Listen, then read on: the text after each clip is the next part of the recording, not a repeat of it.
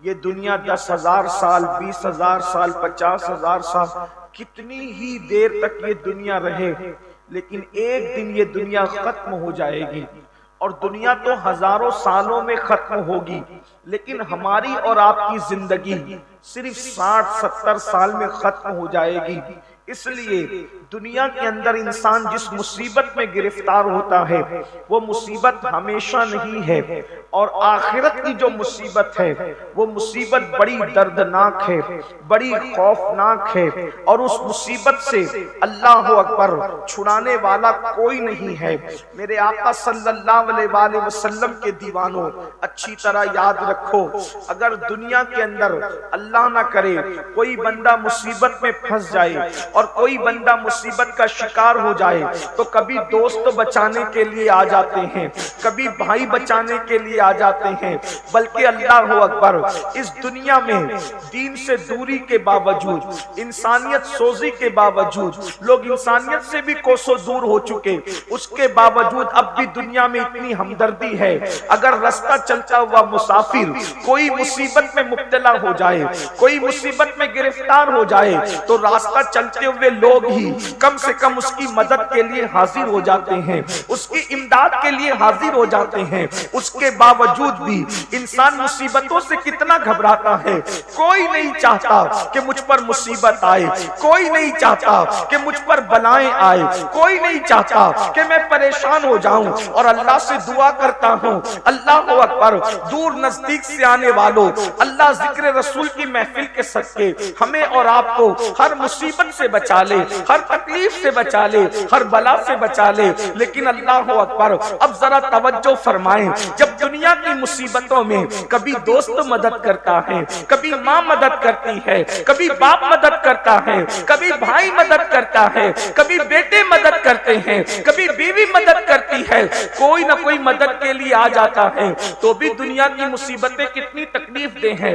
مثال کے طور پر اللہ نہ کرے اگر کسی کی کمر میں درد شروع ہو جائے تو کیا وہ بیٹھ سکتا ہے؟ نہیں بیٹھ سکتا۔ سر میں درد ہونے لگے تو انسان تڑپنے لگتا ہے۔ اللہ نہ کرے بچھو کاٹ لے تو انسان تڑپنے لگتا ہے۔ اللہ نہ کرے سانپ ڈس لے تو انسان بلبلانے لگتا ہے۔ یہ دنیا کی مصیبتیں ہیں، لیکن اس کا جو ہے وہ علاج بھی ہے۔ انجیکشن لگا دو درد چلا جائے گا، دوا دے دو تکلیف دور ہو جائے گی۔ لیکن اب آئیے میرے آقا صلی اللہ علیہ وآلہ وسلم کے دیوانوں، آخرت کی مصیبت کیا ہے؟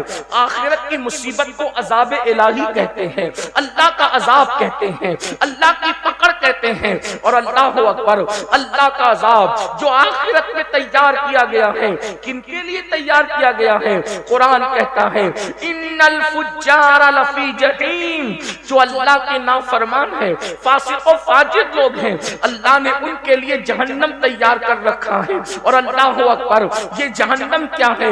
اللہ کے رسول صلی اللہ علیہ وآلہ وسلم نے ارشاد فرمایا کہ جہنم کے اندر آگ ہے، اور اس آگ میں روشنی نہیں ہے۔ اس کے اندر اگر پہاڑوں کو ڈال دیا جائے تو پہاڑ بھی پگھل جائیں۔ تھوڑی دیر کے لیے تصور کریں، یہ کسی خطیب کی گفتگو نہیں، یہ کسی ادیب کے ادبی جواہر پارے نہیں، یہ کسی مقرر کی تقریر کی جولانیاں نہیں، بلکہ یہ اس رسول کا فرمان ہے جس کے کہنے پر ہم نے اللہ کو ایک مانا ہے۔ یہ اس رسول کا فرمان ہے جس کے کہنے پر ہم نے قرآن کو اللہ کی کتاب مانا ہے۔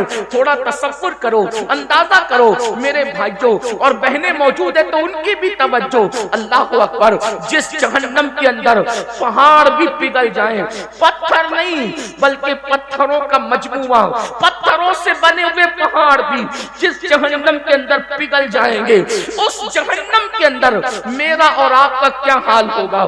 اللہ رب العزت سے دنیا کی مصیبتوں سے چھٹکارے کے لیے دعا مانگنے والوں، دنیا کی مصیبتوں سے ڈرنے والوں، ذرا تصور تو کرو، ذرا گمان تو کرو، جس میں پہاڑ پگھل جائیں گے، اس میں انسان کی پوزیشن کیا ہوگی، انسان کی ہڈی اور چمڑی کا حال کیا ہوگا۔ اب آئیے ذرا ٹھنڈے دل کے ساتھ، اللہ اکبر، ایک حدیث پاک جو کئی احادیث کا مجموعہ ہے اس کو ذرا توجہ سے سن لیں اور میری گفتگو مکمل ہوگی۔ اللہ اکبر، میرے اور آپ کی آقا مصطفیٰ جان رحمت صلی اللہ علیہ وآلہ وسلم جب معراج پر تشریف لے گئے، حضور علیہ السلام نے جب سفر معراج کیا، ہم معراج کا جشن مناتے ہیں، آپ نے بھی معراج النبی کے جلسوں میں شرکت کی ہوگی۔ وہ معراج کا سفر جس پہ براق پر بیٹھ کر آقا بیت المقدس تک گئے، پھر آسمانوں تک گئے، اس کے بعد جو ہے وہ سدرہ پر گئے، اس کے بعد عرش پر گئے، اس کے بعد لامکاں پر گئے اور اللہ کا دیدار کیا۔ اللہ اکبر، ہمارے آقا علیہ السلام نے ماتھے کی آنکھوں سے اللہ کا دیدار کیا اور ارشاد فرمایا، انی رأیت ربی، میں نے اپنے رب کو دیکھا۔ اللہ اکبر، خدا کو دیکھنے کے بعد اللہ پاک نے محبوب کو جنت کی سیر کرائی اور جنت کی سیر کے بعد اللہ رب العزت نے جہنم کا مشاہدہ کرایا۔ مشاہدے کا مطلب علماء فرماتے ہیں محبوب کو جنت میں بٹھا کر جہنم دکھائی گئی۔ حبیب یہ جہنم دیکھیے۔ اب اللہ کے رسول علیہ السلام نے جو جہنم کا ماحول دیکھا اس کو بیان فرمایا، اس کو ذرا سن لے۔ یہ معراج النبی کے بیان کا ایک حصہ ہے اور اللہ پھر سوچو کہ ہم کہاں ہوں گے، ہماری کیفیت کیا ہوگی۔ اللہ کا عذاب کیا ہے؟ قرآن کہتا ہے ان بطش ربک لشدید، تیرے رب کی پکڑ بڑی سخت ہے۔ اللہ کی پکڑ سے ڈرو، اللہ کی پکڑ سے ڈرو، اس لیے کہ جب وہ پکڑ کرے گا، جب وہ عذاب دے گا تو بھائی کو پتہ بھی نہیں چلے گا، باپ کو پتہ بھی نہیں چلے گا، ماں کو پتہ بھی نہیں چلے گا۔ میرے امام کہتے ہیں ان کے سوا رضا کوئی حامی نہیں جہاں، ان کے سوا رضا کوئی حامی نہیں جہاں، گزرا کرے پسر پہ پدر کو خبر نہ ہو، جب بیٹے پہ گزرے گی تو باپ کو پتہ بھی نہیں چلے گا، کسی کو پتہ نہیں چلے گا۔ اور یاد رکھنا اگر کوئی سوچے کہ پتہ بھی چل جائے تو کوئی کر کیا سکے گا۔ اللہ اکبر، وہاں تو کسی کو اجازت ہی نہیں ہوگی، وہاں تو کسی کو اللہ اکبر وہاں تو کسی کی طاقت بھی نہیں ہوگی۔ میرے امام مزید فرماتے ہیں، کہتے ہیں کہ شفاعت کرے حشر میں جو ہماری، سوا تیرے کس کو یہ قدرت ملی ہے؟ ارے سب کو اپنی اپنی پڑی ہوگی۔ اللہ اکبر، اب آئیے معراج النبی میں، معراج کی شب میں اللہ کا دیدار بھی کیا، جنت کی سیر بھی کی اور جہنم کا جو مشاہدہ کیا اس کو سنیں۔ میرے اور آپ کی آقا و مولا خاتم النبیین قائد المرسلین سید العالمین فرماتے ہیں کہ جب میں نے، اے میرے صحابہ، آقا صحابہ کو بیان کر رہے ہیں، اے میرے صحابہ، جب میں نے جہنم کا مشاہدہ کیا، آقا ارشاد فرماتے ہیں تو میں نے دیکھا ایک بندہ لیٹا ہوا ہے، جہنم کے اندر لیٹا ہوا ہے۔ ہائے ہائے، اللہ کے رسول بیان کر رہے ہیں جہنم کے اندر لیٹا ہوا ایک بندہ اور ایک بہت بڑا پتھر اس کے سر پہ مارا جا رہا ہے۔ اللہ اکبر، میں آپ کے اور اپنے چہرے کو دیکھتا ہوں تو مجھے بھی اپنے آپ اور آپ پر بھی ترس آتا ہے کہ اللہ اکبر کتنے کمزور ہیں ہم لوگ اور خدا کا عذاب کتنا طاقتور ہے، کیسا وہ خوفناک ماحول ہوگا۔ اللہ کے سچے نبی فرما رہے ہیں اور یہ بات سننا اور دھیان سے سننا، بہت غور سے سننا، بہت دیر تک آپ کو امتحان میں نہیں رکھیں گے، مختصر میں، لیکن یہ کسی کے دل کی آواز ہے، یہ کسی کے دل کی صدا ہے۔ اے میری قوم کے جوانوں، سوچو تو صحیح، اللہ اکبر، جہنم کی آگ پر کوئی لیٹا ہو اور اس کے سر پہ بڑا پتھر مارا جا رہا ہو، اللہ کے رسول بیان کر رہے ہیں، اللہ کے سچے نبی بیان کر رہے ہیں، اللہ اکبر، یہ اتنے سچے ہیں، سچے تو دنیا میں بہت آئے لیکن میرے نبی اتنے سچے ہیں جن کی سچائی کی گواہی ان کے دشمن بھی دیتے ہیں، دشمن بھی جسے صادق الوعد الامین کہتے ہیں، جس کی سچائی کی گواہی اللہ تبارک مبارک کو تالا دیتا ہے۔ اللہ اکبر، ذرا غور تو کریں، یقیناً آپ کو معلوم نہیں ہے، اس لیے آپ کہیں اور جا رہے ہیں۔ یہ جلسے اسی لیے تو ہے، ہمارے نقیب صاحب نے اسی لیے فرمایا یہ جلسے اسی لیے تو ہے تاکہ آپ کی معلومات میں اضافہ ہو، آپ کو بتایا جائے، آگاہ کیا جائے کیا ہو رہا ہے۔ اللہ اکبر، میرے آقا سچے نبی صادق و مصدوق فرماتے ہیں ایک شخص لیٹا ہوا ہے اور اس کے سر پہ بڑا سا پتھر مارا جا رہا ہے اور وہ پتھر لڑک کر دور جاتا ہے، وہ بندہ اس کو اٹھا کے لاتا ہے تو پتھر سے جو سر کچلا گیا تھا، وہ شارحین فرماتے ہیں سر وہ پتھر سے جب کچلا جاتا تھا تو وہ سر ایسے پس جاتا تھا جیسے چنے پہ ہتھوڑا مارنے سے چنا پس جاتا ہے، ویسے وہ پتھر مارنے سے سر پستا ہے۔ اور آپ اس کا اندازہ کر سکتے ہیں، پڑھے لکھے لوگ ہیں، سوچ بوجھ والے لوگ ہیں، جب سر سے پتھر ٹکراتا ہے تو سر کی کیفیت کیا ہوتی ہے؟ لوگ ہیلمٹ لگا کر سفر اس لیے کرتے ہیں ہاتھ پہ چوٹ آئے گی تو چلے گا، پیر پہ چوٹ آئے گی تو چلے گا، جسم پہ چوٹ آئے گی تو چلے گا، لیکن سر بچا لو، اس لیے کہ ہاتھ پیر پہ سینے پہ کہیں بھی چوٹ آ گئی تو زندہ رہنے کے امکانات باقی رہیں گے، لیکن اگر سر پہ چوٹ آ گئی تو زندہ رہنے کے امکانات ختم ہو جائیں گے۔ اللہ اکبر، اس لیے لوگ ہیلمٹ لگاتے ہیں، ہماری حکومت کی طرف سے بڑی پابندی ہیلمٹ کے لیے، بہت اچھی بات ہے، لگانا چاہیے، لیکن سوچو میرے بھائیوں، اللہ کے سچے نبی صادق و مصدوق فرماتے ہیں سر کچلا جاتا ہے اور اس کی کیفیت شارحین کیا بیان کر رہے ہیں؟ جیسے چنے پہ ہتھوڑا مارنے سے چنا پس جاتا ہے، اسی طرح سر کچلا جا رہا ہے، اور سر کچلنے کے بعد وہاں موت نہیں آنی ہے کسی کو، وہاں نہ جینے دیا جائے گا نہ مرنے دیا جائے گا۔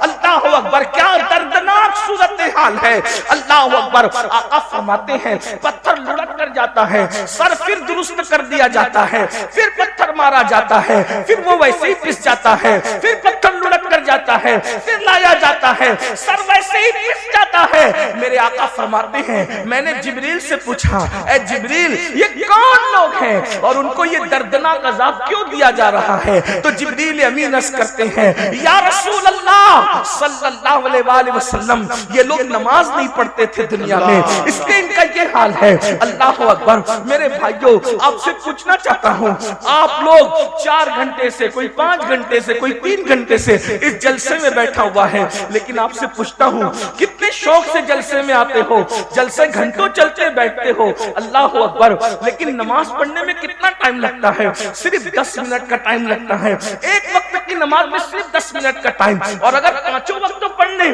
تو صرف 50 منٹ کا ٹائم لگتا ہے۔ اب آپ مجھے بتائیں 50 منٹ نہ نکالنے والوں کتنے دردناک عذاب کی طرف تم جا رہے ہو، کتنے دردناک عذاب کو چیلنج کر رہے ہو، کتنے دردناک عذاب کو آواز دے رہے ہو، اور پھر سن لو کوئی بچانے والا نہیں ہے، امام آواز دے رہے ہیں ان کے سوا رضا کوئی حامی نہیں جہاں گزرا کرے پسر پہ، پسر کہتے ہیں بیٹے کو، گزرا کرے پسر پہ، پدر کو خبر نہ ہو، پدر کہتے ہیں باپ کو، باپ کو بھی خبر نہیں ہوگی۔ اور سن لو بچانے والی ایک ذات ہے، وہ محمد الرسول اللہ کی ذات ہے۔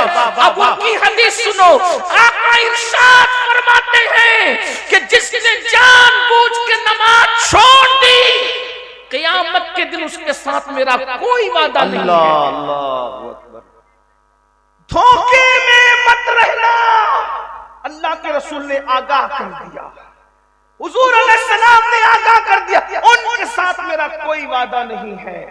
جو نماز چھوڑ دیتے ان کے ساتھ آقا فرماتے ہیں میرا کوئی عہد نہیں ہے، کوئی وعدہ نہیں ہے۔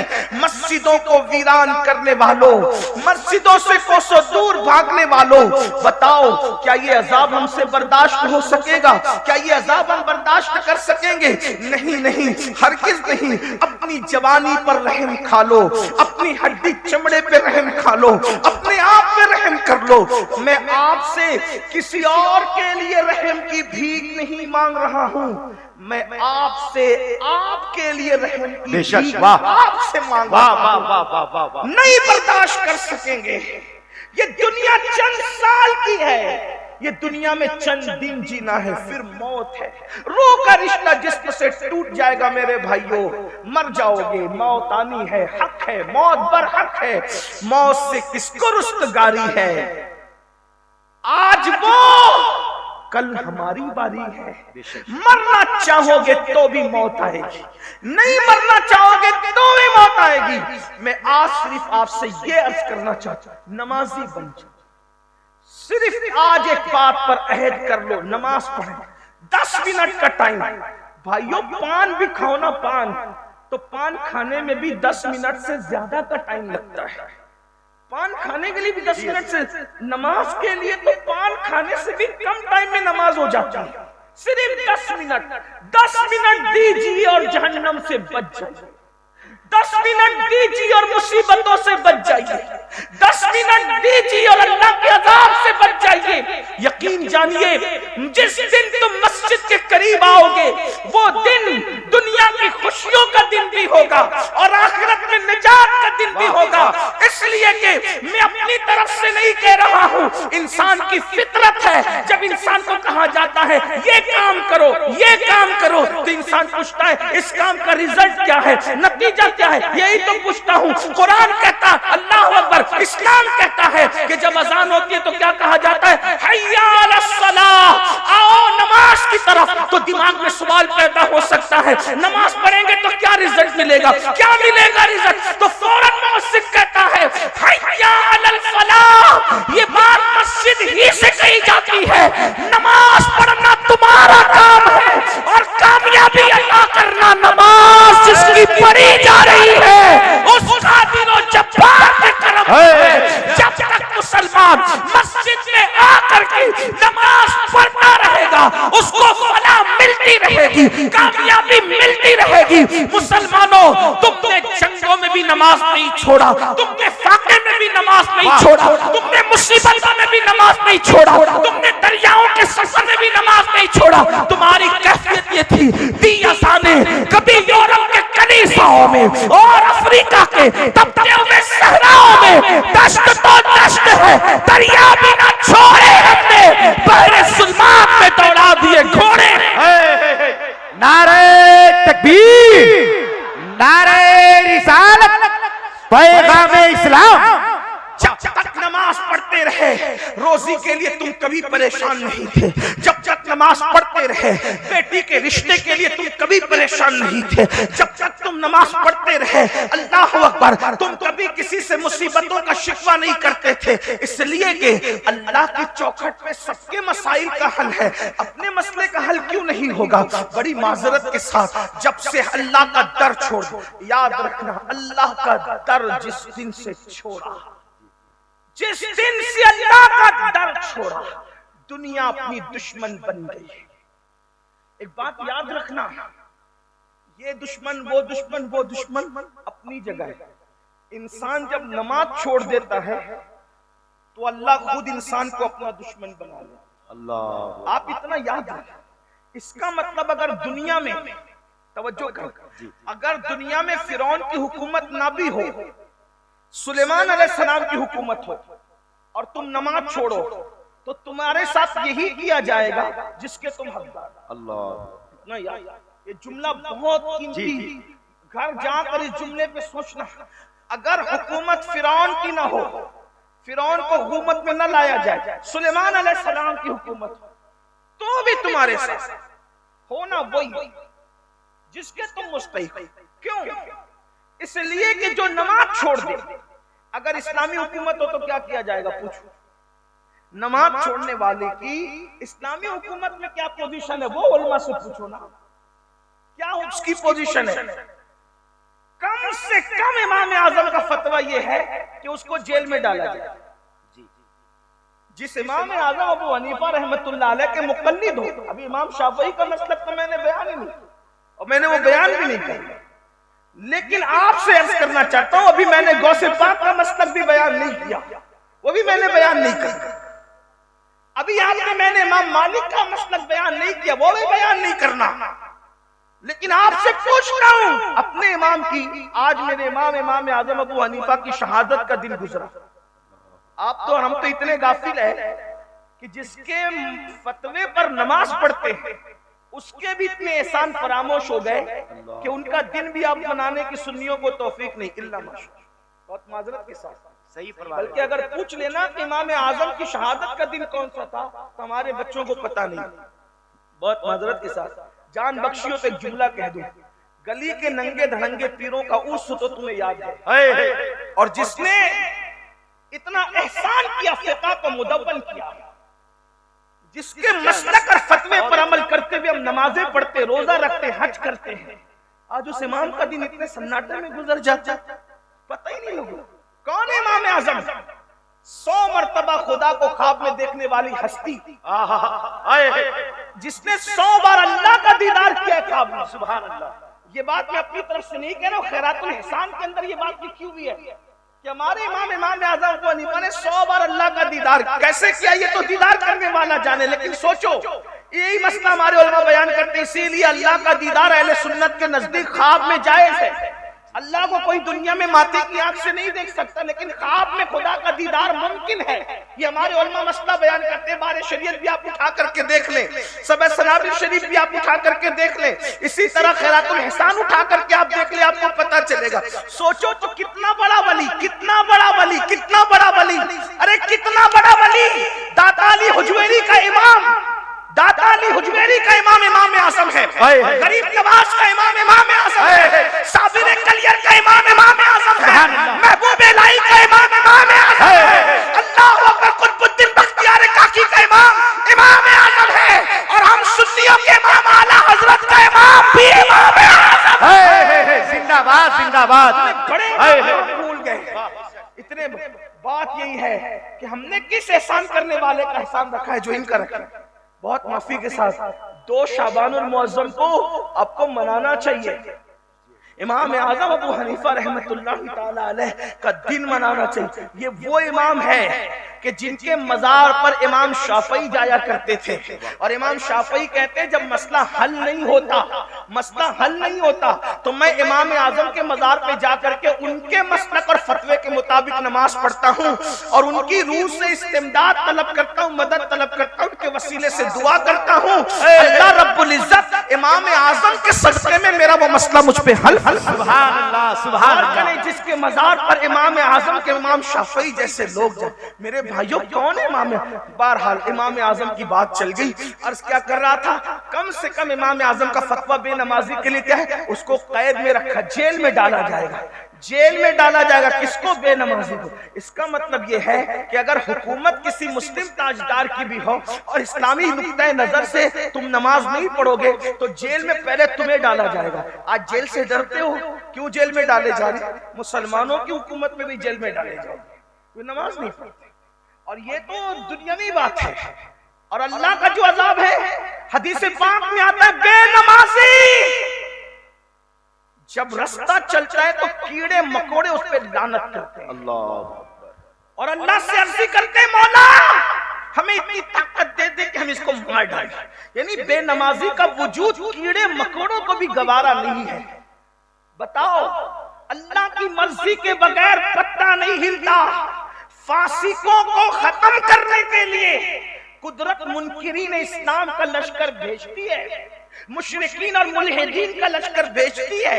یہ تاریخ ہے. اگر آج آپ دین کی طرف نہیں آؤ گے تو اس سے بدترین حالات دیکھنے کو ملیں گے. بطور بددعا نہیں بلکہ حدیث کی روشنی میں تمہیں آگاہ کیا جا رہا ہے. جلسے میں آنے والوں, اگر دنیا اور آخرت کو بہتر بنانا ہے تو اللہ کی پناہ میں آؤ. حدیث پاک ہے, اللہ کے رسول علیہ السلام فرماتے ہیں جو نماز چھوڑ دیتا ہے اللہ اپنی امان کی چادر اس کے سر سے ہٹا لیتا ہے. اللہ اپنی پناہ سے اس کو باہر کر دیتا ہے. لوگوں کو برادری کے باہر ہونے کا خوف ہے. اللہ جس کو اپنی پناہ سے باہر کر دے, اللہ جس کو اپنی امان سے باہر کر دے, اس کا حال کیا ہوگا؟ اس کو تو چوہے بھی کچل ڈالیں گے, اس کو تو مچھر بھی چاٹ ڈالیں گے, اس کو تو اللہ اکبر جانور اور پرندے اور چرندے بھی ختم کر دیں گے. کیونکہ اللہ جس سے پناہ ہٹا لے, یاد رکھنا اللہ کی پناہ بہت بڑی چیز ہے. اگر اللہ پناہ دینے پر آئے, توجہ, اگر اللہ پناہ دے تو اللہ کی پناہ کی شان یہ ہے کہ وہ مکڑی کے جالے سے بھی بڑے سے بڑے طاقتور کی حفاظت کر لیتا ہے. دنیا میں اگر آپ سے کوئی پوچھے نا کہ سب سے بڑا طاقتور دنیا میں کون ہے، دنیا میں سب سے بڑا طاقت، آنکھ بند کر کے کہنا محمد رسول اللہ صلی اللہ علیہ وسلم. آنکھ بند کر کے کہنا. کیوں؟ اس لیے کہ جو اشارے سے چاند ٹکڑے کر دے، اس سے بڑا طاقتور کون ہو سکتا ہے خدا کی مخلوق میں؟ اشارے سے تو میرے بھائی کاغذ بھی نہیں پھٹتا. چیلنج ہے تمہارے جھارکھنڈ کے بڑے سے بڑے پہلوان کو لے آؤ اور بولے اشارے سے کاغذ پھاڑ کے بتا دے. اشارے سے تو اشارہ ہے، ایک انگلی سے تو کاغذ بھی نہیں پھٹتا. کاغذ پھاڑنے کے لیے بھی کم سے کم 2 انگلیاں چاہیے. لیکن اللہ اکبر، یہ کیا طاقت ہے کہ جبل ابو قبیس میں کھڑے ہو کے صرف اشارہ کرتے ہیں اور چاند ٹکڑے کر دیتے ہیں، اشارہ کرتے سورج کو پلٹا لیتے ہیں، اشارہ کرتے درختوں کو اپنے پاس بلا لیتے ہیں. ایسی طاقتور ہستی جب غار میں ہوتی ہے تو خدا اس طاقتور ہستی کو کس سے بچاتا ہے؟ مکڑی کے جالے سے. اور دنیا میں مکڑی کے جالے سے کمزور کوئی چیز نہیں. دیکھو حضور سے طاقتور کوئی مخلوق نہیں اور مکڑی کے جالے سے کمزور کوئی چیز نہیں. علماء کہتے ہیں تار عنکبوت اتنا، بلکہ قرآن نے کہا کتنا کمزور ہے. سورہ عنکبوت کے اندر سب سے کمزور ہے تار عنکبوت، مکڑی کا جالا. ایک دن کا دودھ پیتا بچہ بھی اگر انگلی ایسے کر دے تو مکڑی کا جالا ٹوٹ جائے، اتنا ہی کمزور ہے. لیکن میرے اللہ کی شان، اتنی طاقتور ہستی کو اتنے کمزور مکڑی کے جالے سے بچا کر بتاتا ہے. ہم بچانا چاہتے تو اس شان سے بچاتے. دیکھو، اور 500 سال تک حکومت کرنے والے کو ایک مچھر سے، اتنے کمزور مچھر سے ناک میں گھسا کے ہلاک کر دیتا ہے. تو کیا بتا رہا ہے؟ اللہ کی طاقت سب سے بڑی ہے، تمہاری نہیں. اس کا پلان سب سے بڑا ہے، تمہارا نہیں. اس کا منصوبہ سب سے بڑا ہے، تمہارا نہیں. اگر بچنا ہے مصیبتوں سے، اللہ کی پناہ میں. وہ بچانا چاہے گا تو مکڑی کے جالے سے بھی بچائے گا، اور اگر ہلاک کرنا چاہے گا تو پھر کسی ترم خان کی ضرورت نہیں پڑے گی، ہلاکو چنگیز خان کی ضرورت نہیں پڑے گی، اللہ فلاں کی ضرورت نہیں پڑے گی. جب وہ تمہیں ذلت سے مارنا چاہے تو صرف وہ مچھر سے بھی تمہیں مار ڈالے. مچھر سے بھی تمہیں، تو اس کی پناہ کی طرف آؤ. اور اس کی پناہ کب ملے گی؟ کچھ بھی کر لو، نعرے لگا لو، بڑی بڑی باتیں کر لو، کانفرنس کر لو، یہ کر لو، وہ کر لو، اسکولیں بنا لو، مدرسے بنا لو، کالجز بنا لو، یہ کر لو، ایسا کر لو، سب کچھ کر لو. جب تک اس کی بارگاہ میں جھکو گے نہیں، سجدہ کرو گے نہیں، نماز پڑھو گے نہیں، اس وقت تک کہ اللہ کی پناہ ملنے والی نہیں. کیونکہ اللہ کے رسول سے فرما دیا گیا جو نماز چھوڑ دے وہ اللہ کی پناہ سے باہر ہو جاتا ہے. پھر ذلت اس کا مقدر، رسوائی اس کا مقدر، ذلیل ہونا اس کا مقدر، مفلس ہونا اس کا مقدر، ستایا جانا اس کا مقدر، پریشان ہونا اس کا مقدر. دنیا نے وہ دن بھی دیکھا جب مسلمانوں کو اللہ نے دولت دی، حکومت دی، تخت دیا، تاج دیا، مسلمان نماز چھوڑ کر باغی ہو گئے، نماز چھوڑ کر باغی ہو گئے، بغاوت کی طرف گئے. تو اللہ نے ہلاکو اور چنگیز خان کا بڑا لشکر مسلط کیا. تو کچھ ولی لوگ بیچ میں آ گئے، اللہ کے ولی لوگ، کہ ہم مقابلہ کریں گے کس سے؟ ہلاکو چنگیز خان سے. جیسے وہ مقابلے میں آئے وہ ولی ہٹ گئے، نہیں کیا مقابلہ. لوگوں نے پوچھا اللہ والو روحانیت کیا ہوگی، کیوں مقابلہ نہیں کرتے؟ کہا رجال الغیب کی روحیں تو ان کے سر پر ہے. اور وہ روحیں کہہ رہی جس کو ہم سنتے ہوئے سن رہے ہیں، وہ روحیں کہتی ہیں ان کافروں سے، اے کافروں ان فاسقوں کو ختم کر دو. اے کافروں، ہلاکو چنگیز خان کی فوج کے سر پہ کس کی روحیں ہیں؟ ولیوں کی روحیں. اور کیا کہہ رہی ہے؟ اے کافروں ان فاسقوں کو، بدکاروں کو ختم کر دو. مسلمان زانی ہوا، گانے سننے والا ہوا، شرابی ہوا، مسجدوں کو ویران کرنے والا ہوا، علماء کا گستاخ ہوا، اللہ کے دین کا باغی ہوا. اللہ نے اتنا بڑا لشکر بھیجا. اس لشکر نے کیا کیا پتہ ہے؟ مسلمانوں کی سر کی کھوپڑیوں پر مینار تعمیر کی. یعنی جب اللہ سے بغاوت کرو گے تو اللہ کے فیصلے کیا ہوں گے یہ وہی جانتا. جب خدا کے ساتھ سرکشی کرو گے پھر اس کے فیصلے کیا ہوں گے. اور وہ بے نیاز ہے. کوئی مر رہا ہے، کوئی کٹ رہا ہے، کوئی تباہ ہو رہا ہے، اس کی ربوبیت کی شان پر کوئی فرق نہیں پڑتا. وہ غیور ہے، غیور. اس کے اپنے فیصلے. وہ اپنے محبوبوں کو یتیم کر دیتا ہے. اس کی شان غیرت ہے، اس کی شان غیرت ہے۔ شجر ممنوعہ کو ہاتھ میں لے لیا جاتا ہے تو معصوم کے کپڑے واپس لے لیے جاتے ہیں اور جنت سے باہر کر دیا جاتا ہے۔ اس کی شان غیرت تو دیکھیں۔ یہاں تو بہت آنکھ بند کر کے سوچنے ارے مولانا کچھ بھی کریں گے، اللہ تو ہم سے پیار کرتا ہے، ہم جنت میں جائیں گے۔ کیوں؟ جسے خلیفہ بنایا تھا اس سے پیار نہیں تھا، فرشتوں کا مسجود بنایا تھا اس سے پیار نہیں تھا، جس کو دست قدرت سے پیدا کیا تھا اس سے پیار نہیں تھا۔ فرشتوں سے سجدہ بھی کروا کر پیار کا اظہار کیا جاتا ہے، اور لغزش پیغمبرانہ پر کپڑے واپس نہیں تھے۔ اس بات پر کوئی غور کرنے والا ہے اس مجمع میں؟ معصوم سے خطا جس کے قریب سے ہو کر بھی نہیں گزر سکتی، لغزش پیغمبرانہ کی بنیاد پر۔ لغزش پیغمبرانہ کیا چیز ہے؟ معصوم سے کپڑے واپس لے لیے جاتے، کہتے ہیں آپ جہاں زمین پہ جائیں۔ اور پھر غیرت کا حال یہ ہے کہ وہ معصوم جسے فرشتوں نے سجدہ کیا تھا، جس کے سر پر تاج خلافت رکھ کر اپنے دست قدرت سے جسے جنت میں بنایا تھا، 200 سال تک وہ معصوم پکارتا ہے، دعا کرتا ہے، اس پہ کوئی جواب بھی نہیں دیا جاتا۔ غور تو کریں، ہم پاپی اپنی راتوں کا جائزہ لیں، ہم مجرم اپنے دنوں کا جائزہ لیں۔ سوچو ہم سے بڑا جھوٹا کون ہوگا دنیا میں؟ ہم تو جھوٹ بولنے کو گناہ بھی تصور نہیں کرتے، عورتوں پہ پاپ کی نظریں ڈالنے کو گناہ بھی تصور نہیں کرتے، ہاں حرام لقمہ کھانے کو گناہ بھی تصور نہیں کرتے۔ کتنے جرائم کر کے جنت کے دولہا بن کے بیٹھے کہ مولانا اتنا مایوس مت کرو ہمیں، ارے ہم جنت میں نہیں جائیں گے تو کون جنت میں؟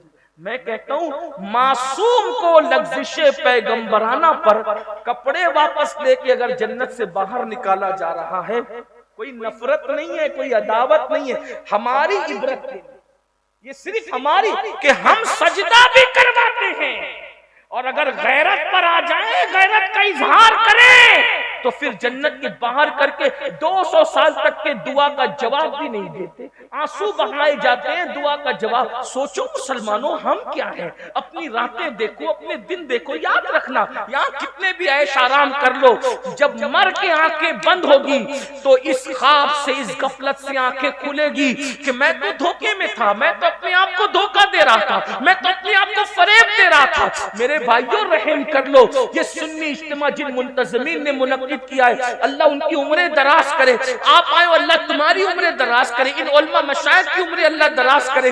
یہ کسی ٹوٹے ہوئے دل کی آواز ہے، اور یہ وہ آواز ہے جو مسلسل 14.5 صدیوں سے لگ رہی ہے۔ اللہ کے بندو دنیا کے مکر سے باہر نکلو، دنیا کے دھوکے سے باہر نکلو، دنیا کے فریب سے باہر نکلو۔ جب تک روح کا رشتہ جسم کے ساتھ جڑا ہوا ہے، جو جی میں آ رہا ہے کھا رہے ہو، جو جی میں آ رہا ہے پہن رہے ہو، جو جی میں آ رہا ہے کر رہے ہو، لیکن روح کا رشتہ جلد ٹوٹ جائے گا، آنکھیں بند ہو جائے گی، تب صرف روگے، پچھتاؤ گے، آہیں بھرو گے، لیکن اس وقت پچھتانا کام نہیں آئے گا۔ اس لیے اللہ کا عذاب ہم میں سے کوئی برداشت نہیں کر سکتا، کسی میں طاقت نہیں ہے، کسی میں قوت نہیں۔ یہ دو چیزوں پہ نظر تو کرو۔ اللہ کے رسول علیہ السلام فرماتے ہیں قیامت کے دن اس کے ساتھ میرا کوئی وعدہ نہیں، اور اللہ کا پاک فرما رہا ہے میں اپنی رحمت اور امان کی چادر اس سے ہٹا لیتا ہوں۔ 50 منٹ کا ٹائم دینا ہے، صرف آج عہد کر لو۔ پھر اس کے بعد اللہ کے رسول علیہ السلام فرماتے ہیں اسی پہ بات اگر بڑھے گی تو بہت بڑھے گی۔ حدیث دوسری اسی پر آقا فرماتے ہیں پھر ہم نے جہنم کا مشاہدہ کیا۔ اللہ کے رسول فرماتے ہیں میں نے دیکھا کہ کچھ لوگ ہیں جو جہنم کے درختوں کے اندر، آگ کے درختوں میں الٹے لٹکے ہوئے۔ اللہ سن لیں اس کو، پتہ نہیں یہ بات میں کبھی آپ کو سنا سکوں گا یا نہیں۔ یہ عنوان رجب کی بنیاد پر، معراج مقدس کی بنیاد پر ذہن میں آ گیا، لیکن غور کر لیں، بہنیں بھی غور کر لیں کہ جہنم کی آگ کے درختوں میں کچھ لوگ الٹے لٹکے ہوئے ہیں۔ الٹے بھائیو، اگر ایسی کمرے میں بھی کسی کو الٹا لٹکایا جائے تو یہ کوئی چھوٹی موٹی بات نہیں۔ جہنم میں آگ کے درختوں کی شاخوں پر کہنے والا کون؟ صادق الوعد الامین مصطفیٰ کریم رؤوف الرحیم صلی اللہ علیہ وآلہ وسلم فرما رہے کیا جہنم کے آگ کے درختوں پہ الٹے لٹکے ہوئے لوگوں کو جب ہم نے دیکھا، پوچھا جبریل یہ کون لوگ ہیں؟ جبریل امین نے عرض کی یا رسول اللہ یہ ماں باپ کے نافرمان لوگ ہیں، یہ ماں باپ کے گستاخ لوگ ہیں، ماں باپ کے غدار ہیں۔ ہائے ہائے، کہاں لٹکے؟ جہنم کے اندر، جہنم کی آگ کے درخت کی آگ کی شاخوں پر۔ کیا حال ہے ان کا؟ آج کل دیکھو کتنے لوگ ماں باپ کی فرما برداری کرتے ہیں۔ نوجوان لڑکے تو ماں باپ کو کیا کہتے ہیں؟ بڈھا، بڈھی، ڈوکرا، ڈوکری، کیا کیا کیا، ماں باپ کو ماں باپ بھی نہیں کہتے۔ اور اگر ماں باپ بیچارے بھولی بالی صورت کے ہوں تو اپنے دوستوں کو ان کا تعارف بھی نہیں کراتے۔ میں نے میرے ایک دوست کو سنا، جب اسکول پڑھنے کا دور تھا، طالب علم تو ابھی بھی ہوں، اسکول پڑھتے تھے، تو اتفاق ایسا ہوا کہ چند دوست اس کے برتھ ڈے کے موقع پر اس کے گھر گئے۔ ایک بڈھا بیٹھا ہوا تھا، بڑے میاں، ایک دم میلے کچیلے سے کپڑے پہن کر، دوست بھی اچھے کپڑے میں تھے، وہ جناب بھی اچھے کپڑے میں تھے۔ پوچھا ہم لوگوں نے کہ یہ کون ہے؟ تو وہ یہ ہمارے گھر میں کام کرنے والا ہے۔ جیسی کا کام کرنے والا ہے، بڑے میاں کا چہرہ اچانک بدلا، آنکھ میں آنسو آئے، وہ گھر کے اندر داخل ہو گئے۔ ایک کام کرنے والا اتنا بے تکلف تو گھر میں داخل نہیں ہوتا۔ جب بعد میں پتہ کیا گیا تو معلوم پڑا کہ وہ اس کا باپ تھا، لیکن میلے کچیلے کپڑوں کی بنیاد پر اور بھولی بھالی صورت کی بنیاد پر وہ اپنے دوستوں کو بتانا نہیں چاہتا تھا کہ یہ میرا باپ ہے۔ اتنے بدبختی پہ لوگ اتر آتے ہیں۔ اللہ اکبر، سنو، اب میں نے نماز کی فضیلت بیان کی، یہ بھی بزرگوں نے فرمایا جس سے ماں باپ ناراض ہو جاتا ہے اللہ اس کی نمازیں بھی اس کے منہ پہ مارتا ہے، یعنی نمازیں بھی ان کی قبول نہیں ہوتی جس سے ماں باپ ناراض ہو، جو ماں باپ کا دل دکھا۔ اس کا مطلب یہ ہے کہ مسجد جانے سے پہلے ماں باپ کا چہرہ دیکھو، ماں باپ ناراض ہے کہ خوش، بلکہ ایک معیار دیا، ایک تھرمامیٹر دیا، ایک چیک کرنے کا طریقہ دیا۔ ایک صحابی نے پوچھا یا رسول اللہ صلی اللہ علیہ وآلہ وسلم، حضور یہ بتائیں کہ ہمیں یہ پتہ نہیں چلتا نا کہ اللہ ہم سے راضی ہے کہ ناراض ہے، کیونکہ اللہ نظر نہیں آتا، اللہ سے بات نہیں ہو سکتی، اللہ دکھائی نہیں دیتا، پھر کیسے پتا کرے کہ وہ راضی ہے کہ ناراض ہے؟ میرے آقا نے فرمایا گھر جا اور دیکھ تیرے ماں باپ تجھ سے راضی ہے کہ ناراض ہے۔ اگر ماں باپ راضی ہے تو اللہ بھی راضی ہے، اور ماں باپ ناراض ہے تو اللہ بھی ناراض ہے۔ دیکھ لو، معیار دیا۔ اور آج کل کے نوجوان بچے خاص طور پہ پسند کی شادی کے معاملے کو لے کر، اور بیٹیاں خاص طور پہ ماں باپ کا بہت دل دکھا رہے، ماں باپ کو بہت تکلیف پہنچ۔ میں سمجھتا ہوں کہ 60% لڑکے اور لڑکیوں کا مسئلہ ہے کہ وہ پسند کی شادی کے معاملے میں ماں باپ کا دل دکھاتے، ناراض کرتے۔ میں نے ایک ویڈیو دیکھی، کلپ، ایک بیٹی پولیس اسٹیشن میں بیٹھی ہے، باپ اس کے ہاتھ جوڑ کے کہہ رہا ہے میری بیٹی میں گھر چل، اپنے گھر چل کے بات کریں گے تو اس کو بھوت سوار ہے، کسی منکر اسلام کے ساتھ، کسی مشرک کے ساتھ شادی، وہ آنے کو تیار۔ بہت ساری بیٹیاں تو پولیس اسٹیشن میں یہ کہہ دیتی ہے کہ ہم ان کو پہچانتے نہیں کہ ہمارے ماں باپ ہیں۔ میں حفظ ما تقدم کے تحت، یعنی جیسے بیماری سے پہلے ویکسین لگتی ہے، اسی ویکسین کے تحت یہ بات اپنے جوانوں کو اور اپنی بیٹیوں کو بتانا چاہتا ہوں۔ میری قوم کی بیٹیوں، ماں باپ کا دل دکھا کر جب سجدے میں بہار نہیں آ سکتی تو ماں باپ کا دل دکھا کر شادی میں کیسے بہار آ سکتی؟ ماں باپ کا دل دکھا کے جب حج نہیں ہو سکتا قبول اللہ کی بارگاہ میں، تو شادی میں خوشیاں کیسے ملتی ہے؟ زندگی میں جب بھی تم اپنے ماں باپ کا دل دکھاؤ گے تو دنیا میں اللہ تم سے خوشی چھین لے گا، کبھی تمہیں خوشی نہیں دے گا۔ ماں باپ کا دل دکھانے والے در در کے بھکاری بنتے ہیں، ان کا بڑھاپا بڑا دردناک آتا ہے۔ ماں باپ کا دل دکھانے والا کبھی کسی سے راحت نہیں پاتا، کبھی کسی سے سکون نہیں پاتا۔ یاد رکھنا، سب لٹانا پڑے لٹا دو، مگر کبھی ماں باپ کا دل مت دکھانا، اس لیے کہ جو ماں باپ کا دل دکھاتا ہے اللہ اس کو دنیا ہی میں ذلیل کر کے ذلت کی موت عطا کرتا ہے۔ اور یہ بھی سن لو، جو ماں باپ کا دل دکھاتا ہے مرتے وقت اس کی زبان پہ کبھی کلمہ طیبہ جاری نہیں ہوتا۔ ہم تو دیکھ رہے ہیں نا اس دنیا میں، روزانہ الگ شہر جاتے ہیں، ہزاروں لوگوں سے ملاقات ہوتی ہے، مگر اللہ اکبر بڑی معذرت کے ساتھ دنیا دار تو دنیا دار، کچھ لوگ دین دار کہلا کر بھی آج ماں باپ کی وہ عزت نہیں کر پا رہے ہیں جیسی عزت کرنے کا ان کا حق تھا۔ کچھ لوگ کیا سمجھتے ہیں روٹی کپڑا مکان مکان ماں باپ کو دے دو، بہت بڑا تیر مار لیا. یاد رکھنا صرف روٹی کپڑا مکان دینے پر ماں باپ کا حق ادا نہیں ہوتا. اللہ اکبر. یاد رکھنا ماں باپ کو جب تک اپنا آقا نہ مانو دل سے اور خود کو ان کا غلام نہ مانو اس وقت تک بات نہیں بنتی. امام اہل سنت سیدی اعلی حضرت جن کے مسلک کا ہم نعرہ لگاتے ہیں، جن کا نام ہمارے مسلک کی پہچان ہے، حقانیت کی پہچان ہے، وہ امام اہل سنت اعلی حضرت رحمت اللہ علیہ لکھتے ہیں کہ جب اپنے ماں باپ سے بات کرنے کا وقت آئے، ابھی صرف بات کی بات ہو رہی، بات کرنے کا وقت آئے تو ڈائریکٹ مت بات شروع کیا کرو. فرماتے پہلے ان سے اجازت لیا کرو کہ ہم تم سے بات کر سکتے ہیں. کتنی مقدس ہستیاں یہ. بڑی معذرت کے ساتھ بھائیوں، سب کے آگے ہاتھ باندھ کے کھڑے رہنے والوں، کبھی ماں باپ کے آگے بھی ہاتھ باندھ کے کھڑے رہتے ہو؟ وہاں تو سینہ تان کے کھڑے رہتے ہو، وہاں تو آنکھیں بڑی بڑی کرتے ہو، ان کو ڈانٹتے ہو. جو 6,000 اور 10,000 کی نوکری دے اس کی غلامی کرتے ہو. اور جس ماں نے زندگی اور موت سے کھیل کر تمہیں پیدا کیا، جنم دیا، اس ماں کو کنیز سمجھتے ہو، اس ماں کو غلام سمجھتے ہو، اس باپ کو غلام سمجھتے ہو. تیار ہو جاؤ ماں باپ کے غداروں، ذلیل ہونے کے لیے تیار ہو جاؤ، کلمے سے موت کے وقت محروم ہونے کے لیے تیار ہو جاؤ، جہنم کے درختوں پر الٹے لٹکنے کے لیے تیار ہو جاؤ. کتنی بڑی داڑھی کر لو، کتنے کلمے پڑھ لو، کتنی نمازیں پڑھ لو، کتنی روزے رکھ لو، میرے نبی نے جو کہہ دیا سو کہہ دیا. تمہارے منہ سے جو نکلی وہ بات ہو کے نہیں. اللہ کے رسول فرماتے ہیں ماں باپ کا دل دکھانے والا مرتے وقت اس کی زبان پہ کلمہ نہیں آئے گا، وہ ذلیل ہو کے مرے گا، وہ رسوا ہو کے مرے گا.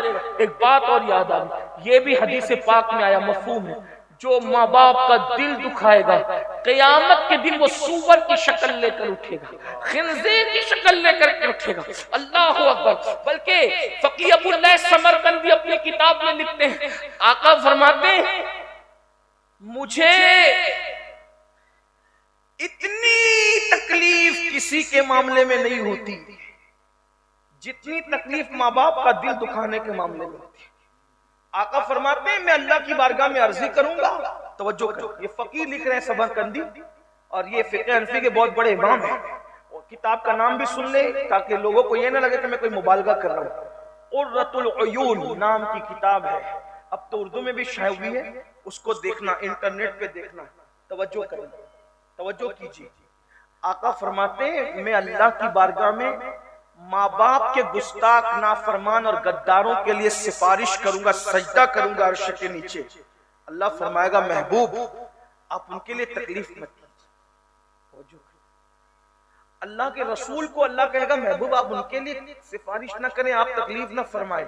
آقا فرماتے ہیں پھر میں سجدے سے سر اٹھاؤں گا اور میں جنت میں رہوں گا تو میں وہ ماں باپ کے غدار اور نافرمان بھلا دیے جائیں گے، مجھ سے بھلا دی جائے گا.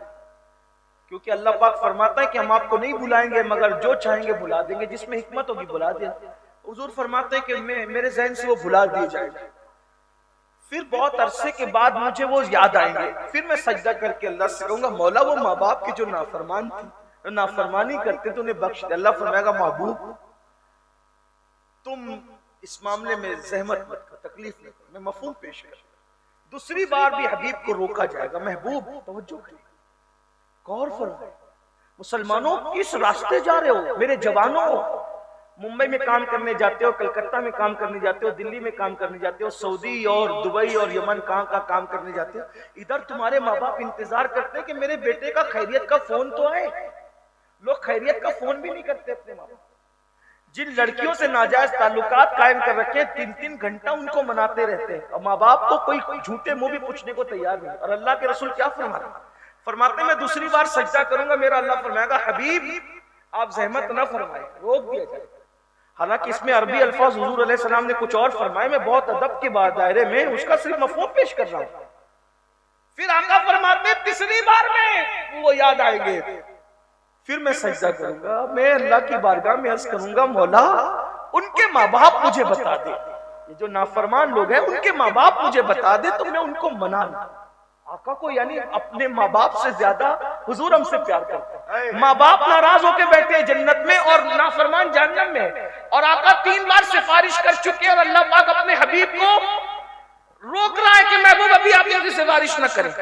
حتیٰ کہ تیسری مرتبہ جب سفارش کر کے آقا فرمائے عرض کریں گے مولا اس کی ان کے ماں باپ کو بتا دے میں ان سے ملاقات کر کے ان کو منا لوں، تو اللہ پاک ماں باپ سے ملائے گا اور پھر آقا فرماتے میں ان کے ماں باپ کو لوں گا اور ساتھ میں لے کر کے کہوں گا دیکھو تو صحیح تمہارے بچوں کا حال کیا ہے، ان کو معاف کرو۔ وہ کہیں گے حضور انہوں نے ہمیں بہت ستایا، ہم نہیں معاف کرتے۔ آقا فرماتے اللہ ان کو بتا تو یہ جہنم کے اندر ان کو دکھا کہ ان کے بچوں کا کیا حال ہے، تو وہ دیکھیں گے کہ جہنم کے درختوں میں لٹکے ہوئے ان کو بغیر آنکھ کے، بغیر کان کے، بغیر منہ کے فرشتے عذاب دے رہے ہیں اور ان کی چیخیں نکل رہی ہے، وہ آہو بکا کر رہے ہیں، تو وہ ماں باپ بھی رو پڑیں گے۔ تو آقا فرماتے میں کہوں گا دیکھو تمہاری اولاد کا کیا حال ہے، تو تب وہ ماں باپ کہیں گے یا رسول اللہ ہم کیا کریں، تو آقا فرماتے ہیں آقا کہ میں کہوں گا ان کو معاف کر دو، ادھر ماں باپ معاف کریں گے، ادھر میں عرض کروں گا مولا ماں باپ نے معاف کر دیا اب تو بھی معاف کر دے، تو اللہ تعالیٰ تب ان کو معاف فرمائے گا اور ان کو جہنم سے نکال کر کے جنت میں داخل کیا جائے۔ غور فرمائے آقا فرماتے ہیں جتنی اذیت مجھے ماں باپ کے نافرمانوں سے ہوتی ہے یا ہوئی ہے اتنی اذیت ہمارے قائد ہمارے امیر تشریف لائیں، حضرت کا استقبال فرمائیں، شکر کے نیت سے ذکر الہی بلند کرے، نعرہ تکبیر، نعرہ تکبیر، نعرہ رسالت، مسلک اعلی حضرت سنی دعوت اسلامی، امیر اہل سنت، سنی اجتماع، نعرہ تکبیر۔ حضرات تشریف رکھے،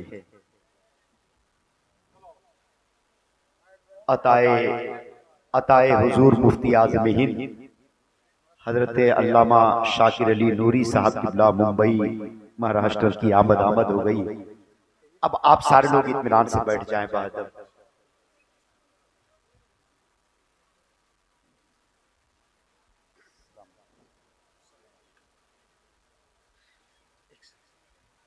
سب لوگ بیٹھ جائیں اور درود شریف پڑھ لیں۔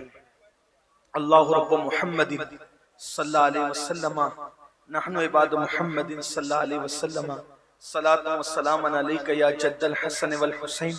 ہمارے قائد ہمارے امیر، حالانکہ حضرت کا خطاب 12:30 بجے ہونا تھا، ٹھیک 1 گھنٹہ ہمارا جلسہ لیٹ چل رہا ہے، اس لیے میں اپنی گفتگو کو یہیں پر مکمل کرتا ہوں۔ آپ سے گزارش کرتا ہوں ایک عالمی شخصیت، عالمی خطیب جس نے دنیا میں کئی لوگوں کو جو ہے وہ اپنی تقریر سے، اپنی تربیت سے، اپنی رہنمائی سے، اپنی رہبری سے داعیہ دین بنایا، جس نے ہزاروں داعیان دین دنیا میں پیدا کیے، ایک ایسا خطیب، ایک ایسا ادیب، ایک ایسا محرر، ایک ایسا قلمکار، ایک ایسا نعت گو شاعر آپ کی بستی میں حاضر ہے۔ مجھے امید ہے کہ آپ بہت سنجیدگی کا ماحول بنا کر کے رکھیں گے اور قبلہ امیر محترم کا خطاب سماعت فرمائیں گے۔ میں جو ہے وہ ناظم صاحب کی اجازت سے بغیر کسی تاخیر کے اپنے قائد، اپنے امیر کی بارگاہ میں عرض گزار ہوں۔ دیکھیے ایسی ہستیاں یاد رکھیے، مقرر آپ کی بستی میں روز آتے ہوں، خطبہ روز آتے ہوں، خطیب بھی تو ہر ایک برابر نہیں ہوتا نا، تو ایک ایسا خطیب آج آپ کی بستی میں آیا ہے کہ ہماری جماعت کے بہت عظیم مفکر، جس کو دنیا ابو الاخلاص کہتی ہے، کچھ لوگ جو ہے وہ اللہ اکبر اپنے زمانے کا عظیم مخلص کہتی ہے، جس کو لوگ لسان العصر کہتے ہیں۔ حضور مفتی اعظم جس کا خطاب سننے کے لیے جو ہے وہ مشتاق رہا کرتے تھے، وہ ہستی نے کہا کہ امیر سنی دعوت اسلامی کا ایک خطاب سن کر کہ یہ ایسا خطاب تھا کہ جس کے ایک جملے پر پوری کتاب لکھی جا سکتی، یعنی کہ اگر ہم لوگ جو چھوٹے لوگ ہیں یہ کوئی بات کریں تو سورج کو چراغ دکھانا ہے، لیکن ہماری جماعت کا ایسا مفکر جس کو لوگ لسان العصر کہتے ہوں، وہ ہستی جس کے خطاب کی تعریف کرے، قرآن کی آیتوں سے مزین جس کی گفتگو ہوتی ہے، ایک جو ہے وہ بد مذہب جماعت کا شخص اورنگ آباد کی سرزمین پر حضرت کی خطاب کو سننے کے بعد کہتا ہے کہ میں نے پہلا ایسا سنی عالم دیکھا کہ جو قرآن میں اتنی آیتیں پڑھتا، اس کا اپنا وہ ہے، یہ وہ کہہ رہا ہے الحمدللہ۔ تو اور جس کی خطابت کو سن کر بہت سے لوگوں نے جو ہے وہ بد مذہبیت کو چھوڑا ہے۔ صرف آپ کا ذہن اس طرف ہو جائے، میں ایک بات کہتا ہوں، ایک مرتبہ میں کرناٹک ایک شہر میں گیا، اس شہر کا نام بھی بتا دوں، اس لیے کہ ہمارے یہاں جو ہے وہ آسمانوں کی باتیں نہیں ہوتی کہ ادھر ہو گیا ادھر ہو گیا، آپ پہنچ سکتے ہیں وہاں تک۔ ہاسن ایک علاقہ ہے، ہاسن کرناٹک میں۔ میں جب وہاں گیا تو جس بھائی کے گھر میرا قیام تھا تو اس نے بتایا مجھے کہ سید صاحب میں جو ہے وہ مودودی جماعت کا ایک رکن تھا۔ اس نے بتایا تو میرے کان کھڑے ہو گئے، بھئی رکن تھے تو پھر ابھی کیا ہے؟ تو کہا کہ ابھی تو میں سنی دعوت اسلامی کا رکن ہوں۔ تو میں نے پوچھا کہ آپ کے سنی بننے کے پیچھے کیا چیز ہے؟ آپ کیسے سنی بنے؟ سنی بننے کے پیچھے وجہ کیا بنی؟ تو اس نے بتایا کہ ہم لوگ نوجوانوں کی ٹیم تھی اور مودودی جماعت سے جڑے ہوئے تھے۔ تو ظاہر سی بات ہے کہ وہ ان کا دماغ تو چوتھے آسمان پہ ہوتا ہے نا مودودیوں کا، وہ تو اپنے سوا کسی کچھ سمجھتے نہیں۔ وہ کہا جو بھی سنی علماء آتے تھے تو واکمین کا دور تھا، واکمین۔